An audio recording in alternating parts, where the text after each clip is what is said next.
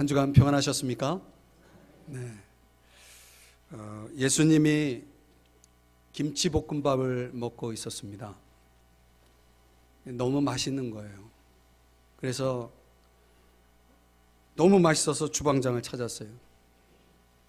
예수님이 하시는 말씀, 누가볶음? 뭔 말인지 못 알아들으시는 분들은 이 한 주간 깊이 묵상하면서 집에서 실컷 웃으시기를 주의 이름 축복합니다. 누가볶음? 네. 이 볶음밥이 맛있잖아요, 그죠? 이 삶은 이렇게 한데 섞여져서 어우러져서 맛을 내는 것 같습니다. 네, 5월 가정의 달입니다. 여러분의 삶이 정말 볶음밥처럼 여러 가지가 잘 섞여져서 정말 만나는 그런 한 달을 보내시기를 주의 이름으로 축복합니다. 오늘 행복한 사람 한 사람을 여러분에게 보여드리려고 합니다. 영상을 보실 때 밑에 자막을 잘 보셔야 됩니다. 그리고 그 자막을 보시면서 여러분들이 그분이 하는 말을 한번 보시기를 바랍니다. 참 행복해 보인다라고 생각이 되더라고요. 저 션 스티븐스는 나이가 37입니다. 키가 91cm. 상상이 되십니까? 말을 할 수 없고요. 또 그에게 여러 가지 신체적인 핸디캡이 있습니다. 여러분, 저분의 얼굴을 보시면서 저 션 스티븐슨이 행복해 보입니까? 불행해 보입니까? 83대 17이라는 비율이 있습니다. 83대 17 비율. 뭘 얘기하는 거냐면 그림을 하나 보여주실래요? 바로 이 그림입니다. 모나리자의 미소. 여러분이 저 그림을 모르시면은 안 되죠. 모나리자의 미소의 법칙을 83대 17이라고 얘기합니다.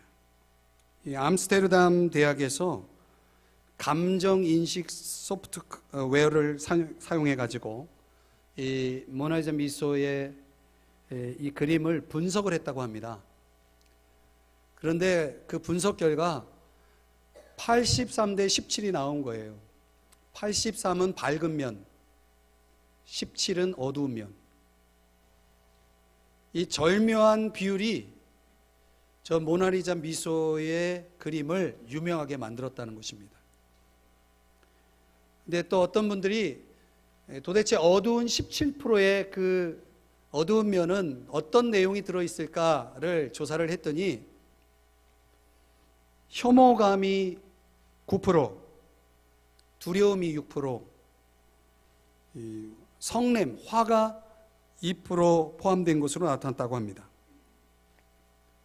이 모나리자 미소의 법칙이 83대 17의 이 법칙이 뭘 얘기하냐면 사람이 완벽하게 행복해지기를 원하는데 완벽하게 행복해 하는 사람들하고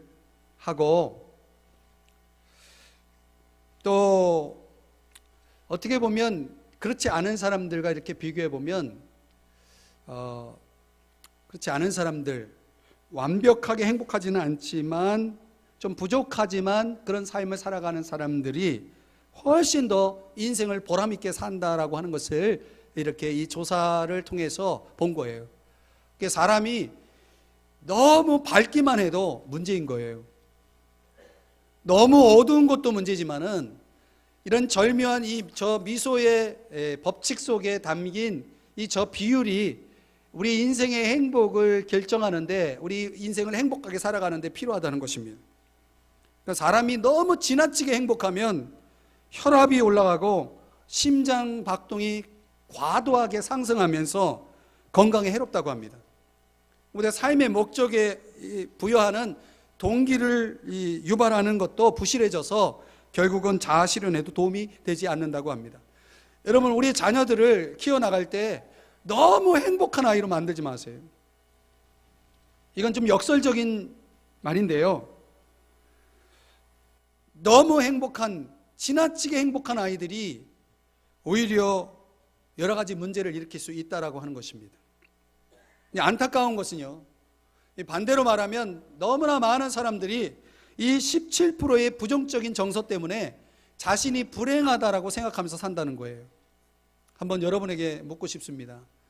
이 션 스티븐슨이 고백하고 있는 저 스토리 속에 여러분 느끼십니까? 저의 행복을? 여러분은 행복하십니까? 저는 이 5월 가정의 달에 여러분의 가정이 절묘한 조합이 이루어졌으면 좋겠어요. 이 83대 17이라는 절묘한 조합 속에 여러분의 가정이 모두가 다 행복한 가정 되기를 주의 이름 축복합니다.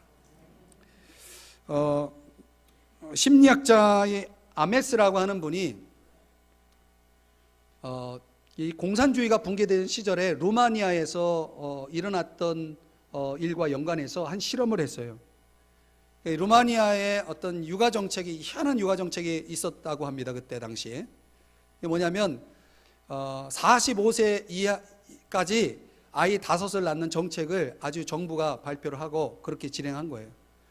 근데 워낙 가난한 때고 어려운 가정들이 많다 보니까 아이를 그 나이까지 5을 낳은 그 가정들이 너무 불행한 거예요. 힘든 거예요. 그래서 그러다 보니까 아이를 키울 수가 없어요. 그래서 그 아이들을 모아서 이제 고아원으로 보내게 되는데 한 15만 명이 보내졌다고 해요. 근데 이 정보가 세계 곳곳에 전해지면서 우리 그 아이들, 너무나 안타까운 아이들, 근데 그 고아원의 상황이, 환경이 너무 좀 안 좋고 그러니까 아이들이 질병도 걸리고 여러 가지 문제들이 발생이 되니까 우리 아이들을 입양하겠다 해가지고 그 입양한 아이들이 있었어요. 그 중에 캐나다에 입양된 아이들을 조사를 한 거예요. 그들의 변화를 연구를 한 것입니다. 그러니까 치료가 시급한 그런 이상행동, 애착 불안, 지능지수의 저하 등 심각한 문제를 지니고 있었던 그 아이들이 과연 전통 심리학에 의하면 퇴행할 가능성이 상당히 확률이 높은 그 아이들을 입양이 되어서 2년 후에 어떤 변화가 일어났을까를 조사를 해봤더니 놀라운 결과가 나타났어요. 그 아이들 가운데 35%가 아무 문제 없는 아이로 변화가 된 것입니다. 그리고 그 다른 또 35%는 아주 작은, 아주 가벼운 문제만 남아 있었다고 합니다. 그래서 이런 아주 처참한 환경 속에서도 이렇게 건강하게 회복된 아이들이, 아동들이 생겨날 수 있다, 이런 성장이 가능하다라고 해서 일명 레질리언스라고 하는 용어가 나옵니다. 레질리언스 용어. 이게 우리말로 번역하면 탄력성, 회복력입니다. 회복력. 아무리 어두운 환경 속에서라도 얼마든지 레질리언스가 가능하다라고 하는 것입니다. 그래서 슐레징어라고 하는 이 학자는 불행한 아동기의 아이들이 훗날 행복한 삶을 사는 사례들을 조사해가지고 책을 썼어요. 그러니까 과거에 불행한 아동기를 보냈던 아이들이 성장해가지고 얼마나 행복하게 사는지를, 그 증거들을 보여줬는데 그 중에 대표적인 사람이 오바마 대통령이죠. 근데 우리가 아는 많은 사람들은 그런 사람들이라는 거예요. 이게 뭘 얘기하냐면 모나리자 미소의 법칙이 그대로 적용되었다는 거예요. 그러니까 밝은 면과 어두운 면의 절묘한 조화 속에서 우리 인생의 삶의 고통이 오히려 우리를 성장하게 하고 창조적인 삶을 살아가게 하는 밑거름이 될 수 있다라고 하는 가능성을 이 연구는 우리에게 가르쳐주고 있습니다. 그런데 성경은 이런 말씀을, 이런 내용의 주제를 이미 말씀하고 있다는 거예요. 로마서 5장 3절 4절에 보면은 환난은 인내를, 인내는 연단을, 연단은 소망을 이룬다라고 말씀하고 있습니다. 사랑하는 여러분, 여러분의 자녀들이 어떻게 자라기를 원하십니까? 또 우리 가정이 완벽한 100이라는 행복을 추구할지 모르겠습니다.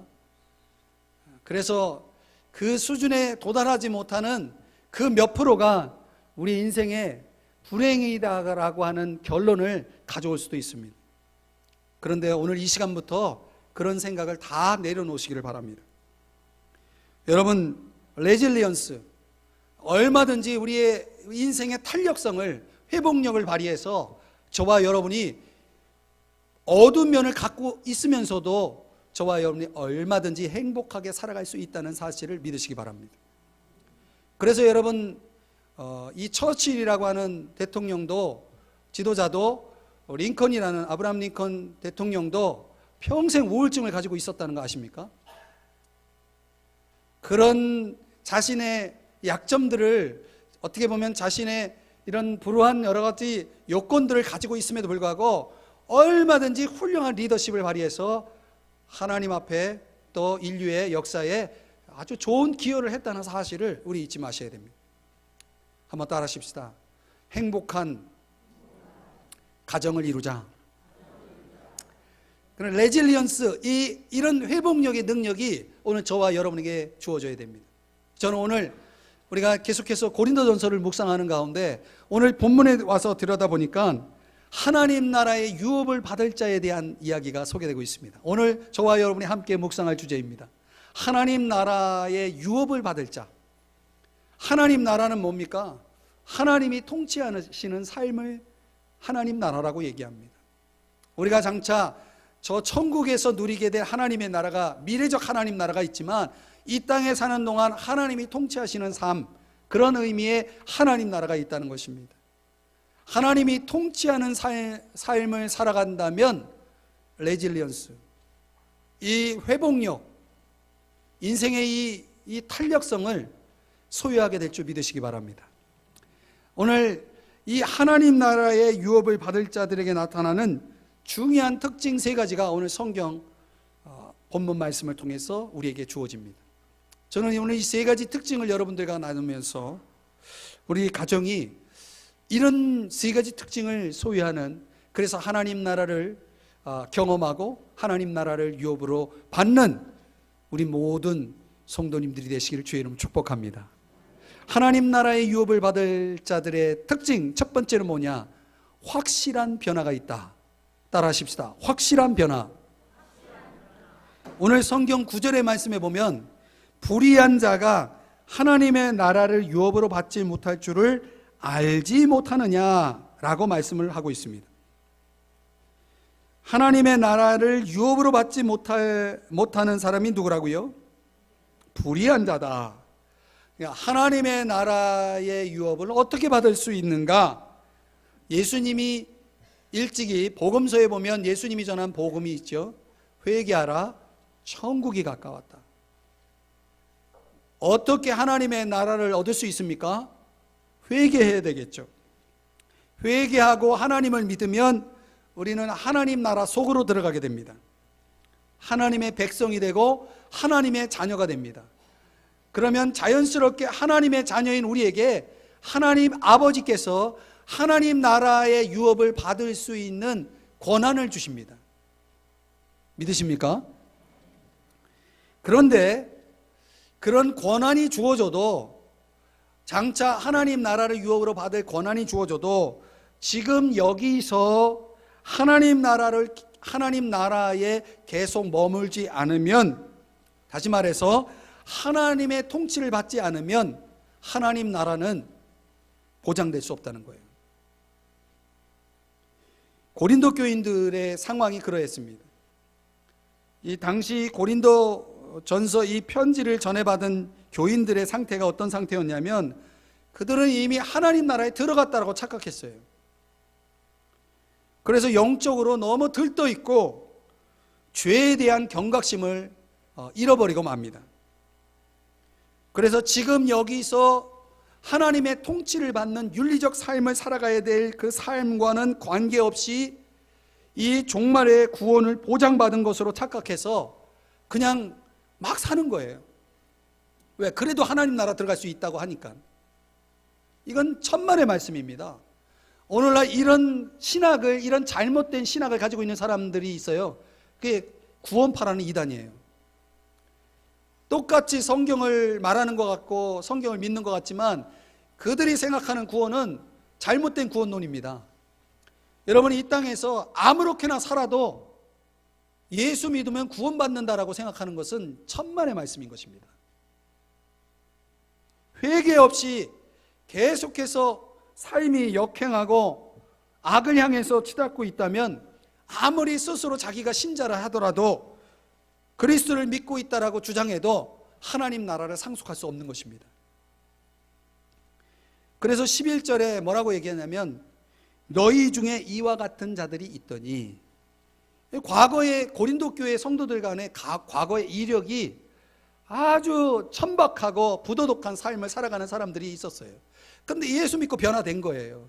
이와 같은 자들이 있더니 지금은 세 가지가 주어졌다. 씻음과 거룩함과 의롭다 하심을 받았다.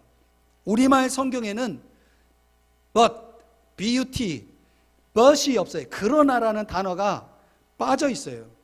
그런데 3번 반복돼요. 그러나 씻음을 받았고, 그러나 거룩함을 받았고, 그러나 의롭다 하심을 얻었다. 이거는 이 3가지가 우리에게 주어졌다는 사실을 뭐 하고 있는 거냐면 강조하고 있는 것입니다. 죄를 씻음 받고 하나님 앞에 거룩함을 입은 백성이 되었고, 이제 더 나아가서 하나님과 올바른 관계에 서 있다라고 하는 이 사실을 강조하고 있는 것입니다. 바울의 강조의 핵심은 이것입니다. 이 지구상에 살아가는 어떤 사람도 하나님 앞에서 용서받을 수 있다는 것입니다. 어떤 죄를 지어도 하나님 앞에 용서받을 수 있다는 것을 강조하는 것입니다. 또한 동시에 그 용서받은 자가 용서받은 자답게 그 믿음의 정체성을 실제 삶에서 실증하면서 살아가라고 하는 그런 강조인 것입니다. 여러분, 우리 그리스도인들은 절대로 완전한 사람이 아니에요. 말하자면 우리는 용서받은 죄인이에요. 그래서 우리가 용서되었다라고 하는 이 자체가 아무렇게나 살아도 된다라고 하는 그런 보증서가 결코 아니라는 것을 잊지 마셔야 됩니다. 용서받았어도 지금 이 시간 죄를 포기하지 않고 계속 죄 가운데 살아간다면 하나님 나라에 들어가는 것은 부당하다는 거예요. 성 어거스틴의 일화 가운데 이런 얘기가 있잖아요. 이분이 굉장히 부도덕한, 도덕적으로 아주 정말 타락한 삶을 살다가 예수 믿고 변화됐어요. 그리고 이제 예수 믿고 변화된 지 얼마 안 되는 그런 가운데 길을 가다가 옛날에 사귀던 여자를 만난 거예요. 그 여자가 반갑게 어거스틴을 보면서 나예요, 나 이러면서 얘기를 하는데, 어거스틴이 그 여자를 향해서 이렇게 말하죠. 너는 너지만 나는 내가 아니야. 이게 무슨 말인지 이해가 되세요? 어거스틴이 이런 대답을 했다는 거예요. 너는 너지만 나는 내가 아니야. 이건 뭐예요? 예전에 어거스틴이 아니다. 그래서 세인트 성 어거스틴이 된 거예요. 여러분, 우리가 적어도 예수님 믿고 나서 우리의 인생에, 우리의 신앙의 BC와 AD가 분명하게 구별될 수 있어야 돼요. 예수님 믿기 전과 예수 믿고 나서의 삶이 아무런 변화가 일어나지 않았다. 그것은 분명 그 믿음에 문제가 있는 거예요. 여러분, 우리 한국교회사에 유명한 분이 있는데 김익두라고 하는 목사님이 계세요. 아세요? 이 김익두 목사님이 전적이 뭐냐면 깡패예요. 이 깡패 생활하다가 예수 믿고 변화된 거예요. 근데 이분이 예수 믿고 나서 제일 먼저 한 일이 뭔지 아세요? 부고장을 돌린 거예요. 자기 부고장을 돌린 거예요. 뭐예요? 살아있는데 자기가 죽었다라고 돌린 거예요. 이 말이 무슨 얘기예요? 난 예전에 깡패 김익두가 아니다. 나는 변화됐다라고 하는 것을 사람들에게 알린 것입니다. 적어도 여러분, 저와 여러분이 사는 동안 이제 하나님 나라의 유업을 받을 자라는 이 믿음의 정체성을 절대로 잊지 마셔야 됩니다. 그리고 이것은 아직 보장된 것이 아니다. 이 하나님 나라에 들어가기까지는 권한은 주어졌지만 아직 들어간 게 아니에요. 그러면 그 유업을 받을 때까지는 그 자격 조건을 갖추고 있어야 되는 거예요. 그래서 이 땅에 사는 동안 윤리적인 삶, 하나님의 통치를 받는 하나님 나라에 합당한 삶을 살아가야 되는 줄 믿으시기 바랍니다. 그래서 그런 확실한 변화를 사람들 앞에서 보여줘야 됩니다. 내가 변화됐다는 걸 보여줘야 됩니다. 불의한 일을 떠나야 하는 것입니다. 그렇게 사시기를 주의 이름으로 축복합니다. 두 번째는 하나님 나라의 유업을 받을 자에게 나타난 특징이 뭐냐면 자유가 있다는 것입니다. 한번 따라 하십시다. 자유. 우리 그리스도인의 삶을 한마디로 말하면 자유의 삶이다라고 정의할 수 있습니다. 예수 믿고 주어지는 표징 가운데 가장 대표적인 게 자유입니다. 그런데 이 자유는요, 도덕적이고 윤리적인 그런 삶에 있어서의 자유를 얘기하는 게 아니에요. 아무렇게나 살아도 된다는 그런 의미가 아니라는 말씀을 제가 드렸죠. 12절 말씀 한번 가보실까요? 오늘 성경 12절에 보면 모든 것이 내게 가하나 다 유익한 것이 아니오. 모든 것이 내게 가하나 내가 무엇이든지 얽매이지 아니하리라.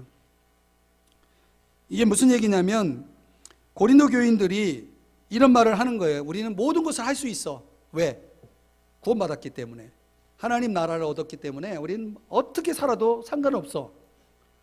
이런 마치 마음대로 살 수 있는 허가증을 받은 양 그렇게 생활하는 고린도 교인들이 있었어요.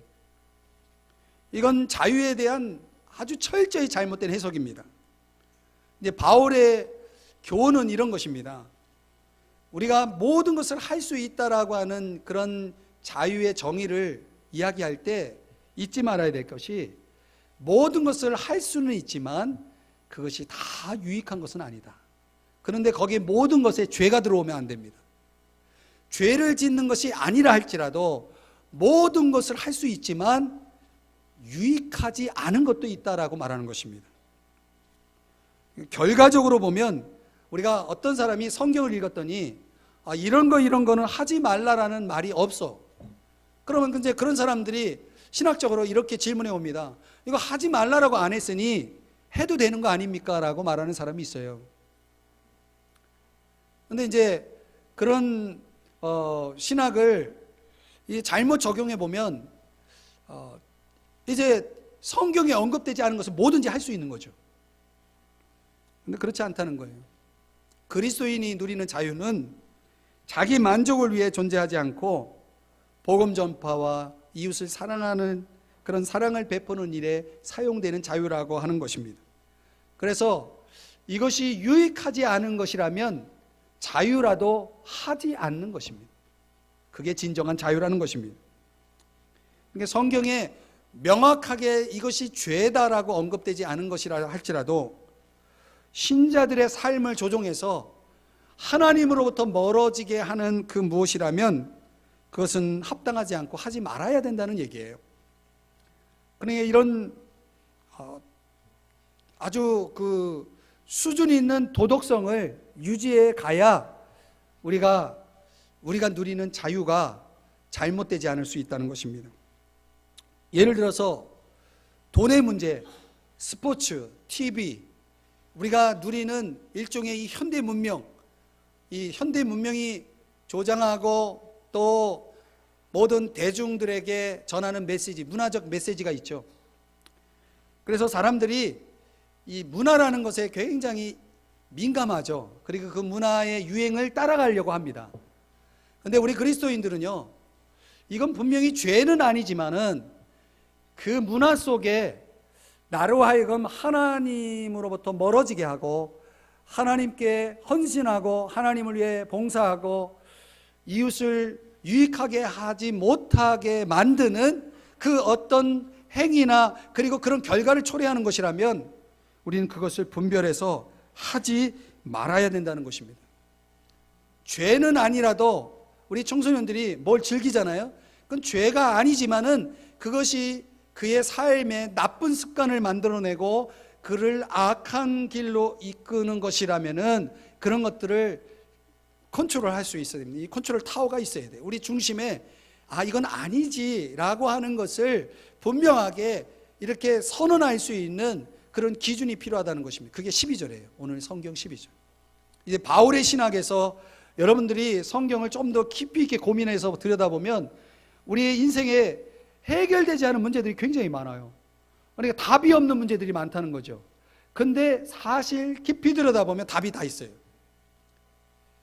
성경에 명확하지 않은 윤리 기준이 있는데 그것은 다 오늘 6장 12절에서 답이 나와요. 모든 것이 가하다, 할 수 있다. 그러나 나는 유익하지 않거나 또 그런 나에게 도움이 되지 않는 것을 하지 않는다. 그리고 나는 어떤 것에서도 얽매이지 않는다. 이게 바울이 우리에게 가르쳐주는 중요한 기준인 것입니다. 사랑하는 여러분, 무엇을 할 수 있는 것도 자유라 한다면 무엇을 하지 않는 것도 자유인 줄 믿습니다. 주님을 위해서 하지 않는 것, 이웃을 위해서 하지 않는 것도 자유인 것입니다. 이런 진정한 자유가 하나님 나라의 유업을 받을 저와 여러분에게 나타날 수 있기를 주의 이름 축복합니다. 세 번째, 마지막으로 하나님 나라의 유업을 받을 사람들에게 나타나는 특징이 뭐냐면 주님께 영광 돌리는 삶입니다. 한번 따라 하십시다. 주님께 영광 돌리자. 주님께 영광 돌리는 방법이 뭐예요? 무엇으로 주님께 영광을 돌릴까요? 몸으로. 오늘 성경 13절의 말씀에 보면 몸이라는 단어가 나옵니다. 그런데 이제 우리가 현재 존재하는 이 육체, 우리가 가지고 있는 이 육체를 가리킬 때는 사르크스라고 하는 단어를 사용하는데 여기서 말하는 이 몸은 소마라는 단어를 사용하고 있어요. 우리 육체와 이 몸이라는 단어가 우리는 그게 그건가 같은데 이 원어로 보면 의미가 달라요. 그래서 여기서 말하는 소마라는 이 단어의 의미는 우리의 전 존재, 인격을 가리키는 말이에요. 우리가 이 육체를 가지고 살아가지만 이 육체는 비유하면 자동차에 비유돼요. 근데 이 육체가 좋은 거죠. 좋은 건데 자동차도 좋은 거예요. 그렇죠? 근데 어떤 유명 연예인이 그 자동차로 사고를 냈단 말이에요. 그래 중요한 거는 차가 아무리 좋아도 그 차를 타고 있는 사람이 어떤 사람이냐에 따라서 그 차가 좋은 것일 수도 있고 나쁜 것이 될 수도 있는 거예요. 그게 바로 소마라는 이 몸이라는 것이 우리 안에 우리 인격, 우리 전 존재가 그 속에 들어있는 거예요. 그래서 주인을 잘못 만나지 못해서 고생하는 몸들이 많다고 그래요. 우리가 살아가는 동안 이 몸의 요소를 소홀히 하면 안 됩니다. 우리가 이 겉만 가지고 이 껍데기 형식만 가지고 살아가는 게 아닙니다. 우리 영혼과 육체는 같이 연결이 되어 있다는 사실을 아셔야 됩니다. 영혼은 육체에 영향을 주고 육체는 영혼에 영향을 줍니다. 세상의 많은 종교들은 둘 중에 하나만 강조해요. 그 나머지는 그냥 아무렇게나 다루어도 된다라고 얘기를 해요. 그러나 이 기독교는 균형이 있습니다. 이 몸과 이 육체, 우리 영혼과 육체를 다 강조를 합니다. 그래서 예수님이 이 땅에 오셔서 우리에게 보여주신 것이 그것이죠. 예수님은 하나님, 영이신 하나님이시지만 그분이 인간의 몸을 입고 사람들과 같이 살고 또 연약한 몸을 가진 사람들을 치료해주고 그리고 이 십자가에 못 박혀 죽으시고 3일 만에 부활하셨어요. 이게 기독교 신앙의 핵심입니다. 예수님은 영으로만 존재하신 분이 아닙니다. 예수님은 육으로만 존재하신 분이 아닙니다. 예수님은 전인적으로 존재하신 분입니다.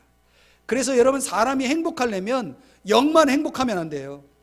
육만 행복하면 안 돼요. 전인적으로 행복해야 돼요. 전인적으로 건강해야 한다는 것이에요. 그래서 오늘 바울의 강조는 뭐냐면 여러분들이 영적으로만 하나님을 믿고 영적으로만 하나님을 섬기고 영적으로만 하나님을 위해 살면 안 된다는 얘기예요. 우리 몸으로 하나님께 영광을 돌리는 삶을 살아야 된다는 거예요. 그 당시 15절의 말씀에 보면 너희 몸이 그리스도의 지체인 줄 알지 못하느냐. 이게 왜 이런 말을 바울이 하냐면 그 당시 고린도 도시 안에 아프로디테 신전이라고 사랑의 여신을 숭배하는 신전이 있었어요. 그 신전의 숭배의식에 참여하는 매춘부가 수천 명이 있었다고 해요. 그러니까 그 당시 고린도 도시에 이 시민들이 숭배하는 이 의식에 참여하는 그 매춘부들의 행하는 성적 행위들은 이게 일종의 합법화되어 있고 그리고 문화가 되어 있고 대중화되어 있는 상황에 있어서 이 고린도 도시의 이 문화가 고린도 교인들에게 영향을 주고 있었던 거예요. 그러니까 바울이 너희 몸을 그렇게 함부로 사용해서는 안 된다라고 하는 것을 지금 강조하기 위해서 이런 질문을 던지는 거죠. 여러분, 이 세상을 살아가는 동안 피할 수 없는 게 문화예요. 우리가 이 문화를 거부할 수 있는가? 이게 굉장히 아주 중요한 이슈인데요. 세상 문화를 우리가 어떻게 다루어야 하느냐, 이 문제는 우리 그리스도인들의 삶에 있어서 굉장히 중요한 주제입니다. 신학교에서는 이 주제를 굉장히 심도 있게 다뤄요. 근데 제가 짧게 말씀드리면 우리는 문화를 세 가지로 봅니다. 첫째는 하나님을 대적하는 문화. 두 번째는 하나님의 뜻에 합한 문화. 그리고 세 번째는 이것저것도 아닌 문화, 중립적인 문화.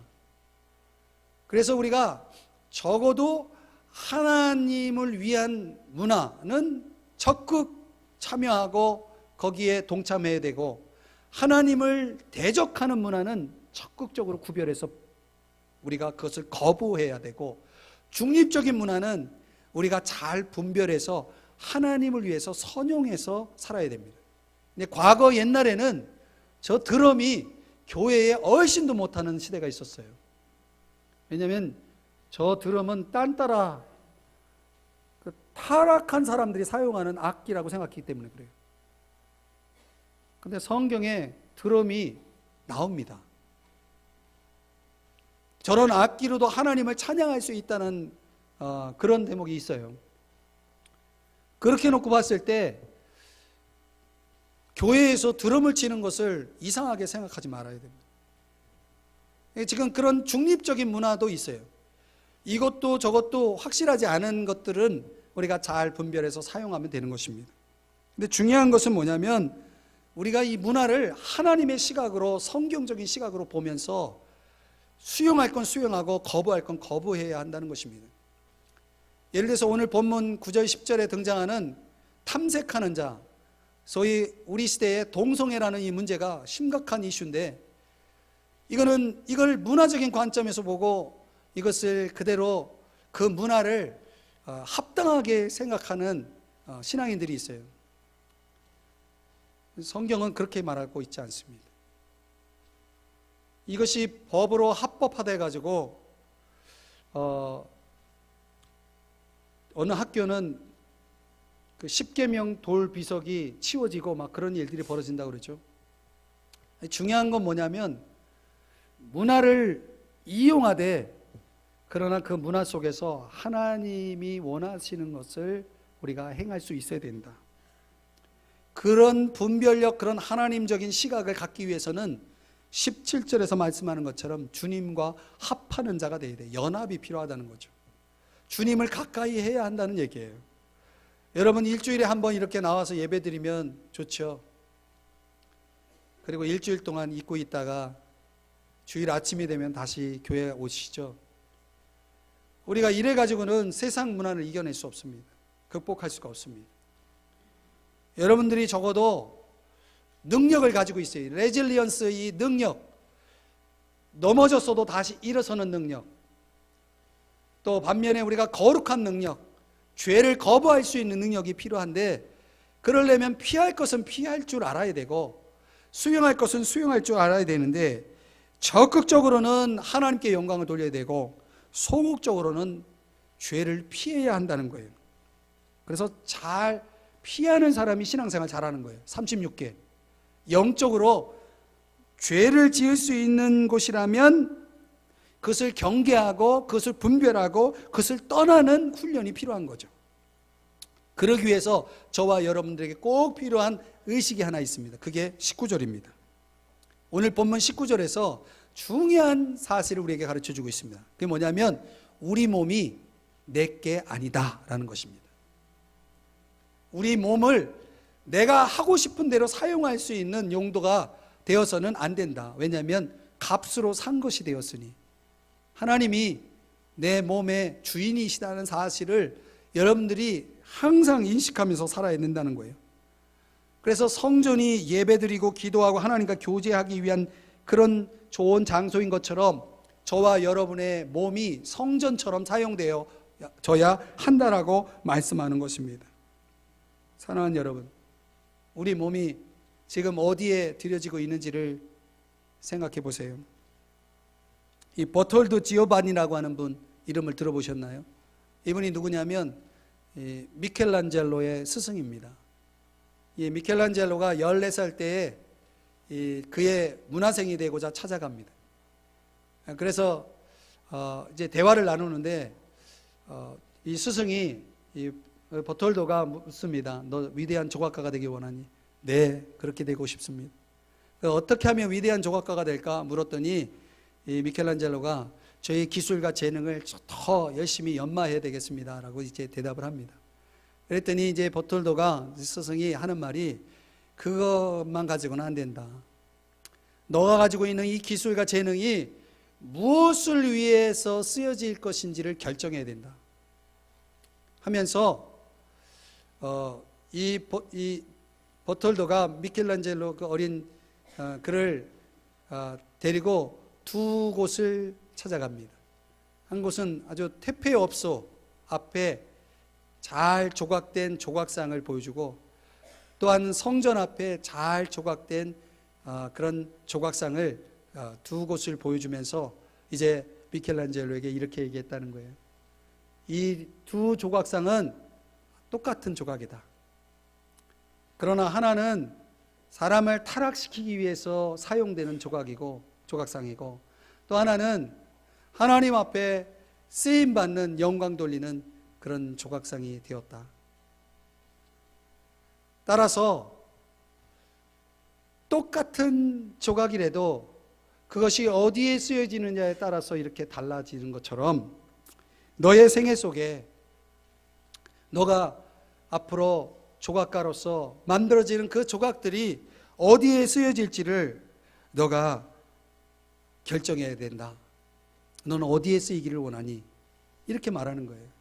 그러자 미켈란젤로가 이렇게 대답했다고 합니다. 3번이나 반복해서 대답했다고 합니다. 스승님, 하나님을 위해서 쓰겠습니다. 사랑하는 여러분, 오늘 저와 여러분의 기술, 재능, 시간, 몸 무엇을 위해 쓰여지고 있나요? 여러분 자녀들에게 물어보세요. 넌 무엇을 위해 공부하니? 넌 무엇이 되고 싶니? 왜 그것이 되고 싶니? 한번 물어보세요. 오늘 미켈란젤로처럼 하나님을 위해서 쓰임받는 자녀, 하나님을 위해서 쓰임받는 재능, 지식, 하나님을 위해서 살아가는 그런 자녀가 될 수 있도록 축복해 주시기를 바랍니다. 오늘 저와 여러분의 세계가 그렇게 되어야 됩니다. 슈바처 박사의 일화 가운데 이런 유명한 또 일화가 있어요. 그가 노벨상 시상식에 참여하기 위해서 이제 파리를 거쳐서 덴마크로 가려고 하는데 이제 파리에 기차를 타고 도착한 거예요. 많은 기자들이 그를 인터뷰하기 위해서 찾아갔습니다.